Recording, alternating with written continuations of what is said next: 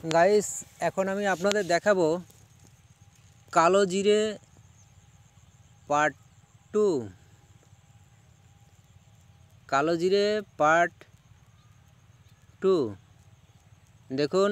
আগে আমি কালো জিরে ছোট অবস্থায়, গাছটা ছোট অবস্থায় ছিল। এখন দেখুন কালো জিরেগুলো খুব বড় আকার ধারণ করেছে। দেখেছ, ফুল এসে গেছে, ফুলে পরিপুষ্ট হয়ে কালো জিরেও ফলন বাড়িয়েছে। এবছর কালো জিরেও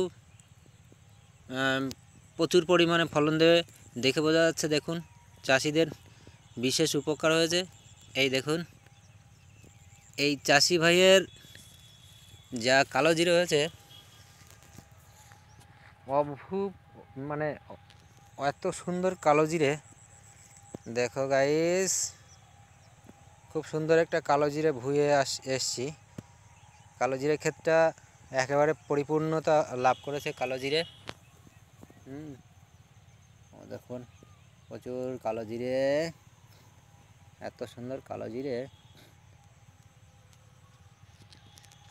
খুব সুন্দর কালো জিরে ভুঁই।